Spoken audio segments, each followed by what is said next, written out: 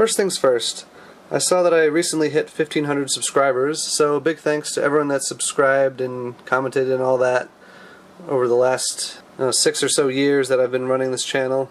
In celebration of that, I decided I would do a video on a interesting 50s transistor radio, and I had to dig for one that I haven't done a video on yet. I've shown a few Rolands, but this one here is their first. It's the Roland Model 66, also known as the 6TR.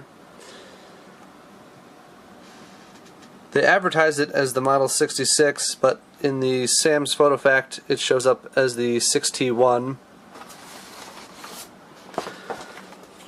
There's not a ton of information about it, and I'm not sure exactly what year the set was first released, but it was definitely available by 1957, and it may have been available in 1956.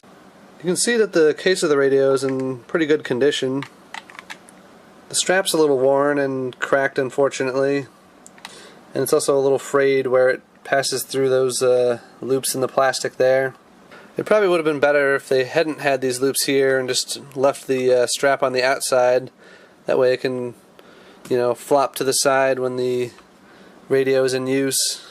The strap's just kind of in the way when you're trying to tune the radio, and that just increases wear on it. This radio does not seem to have been a big seller, and it's fairly rare now. This model came in 2 different colors. This is the tan leather version, and there was also a black leather version. Both of them had this gold reverse painted cap at the top. Well, without further ado, let's hear it play. So I called in to where I work, told a little white town, know my back door. You're going to be proud to own Reagan Private. You get your thing, all the things on Thursday. It was too bad for Owen's friends and family that they didn't get a chance to. According to Mary Kay Cabot, the Cleveland Plain dealer Josh Gordon getting closer to returning to camp, but now they've updated their story saying Gordon won't be in camp by Tuesday. But if he returns to camp on Tuesday, it'll be exactly 30 days before. The sensitivity of the set is pretty good, especially for an early transistor radio. Stamped top grain cowhide there.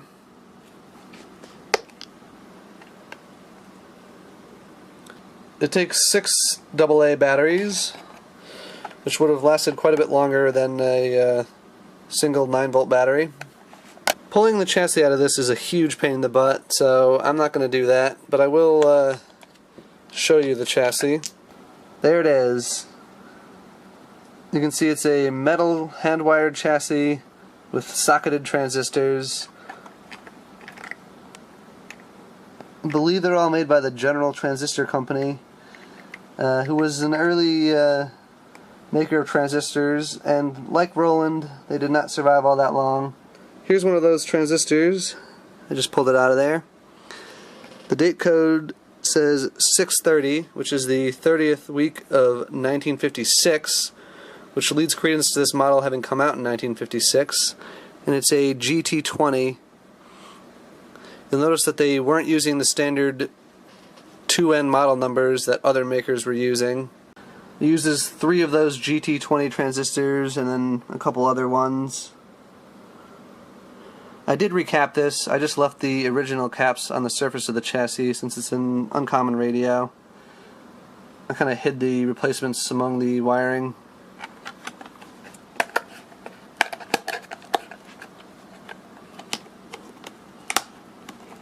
You don't see too many American transistor radios with reverse painting.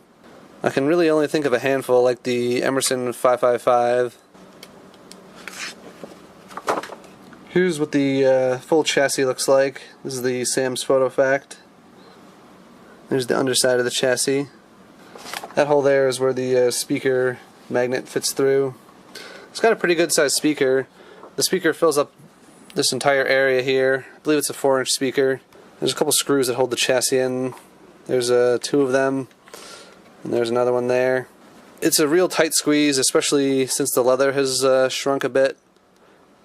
I had a very hard time getting the chassis out. The one time I had it out of here to recap it, and did do a little bit of damage to the leather, stretching it to get it out of there. So, I'm not doing that again. Well, thanks for watching, and thanks again for subscribing to all those of you that have.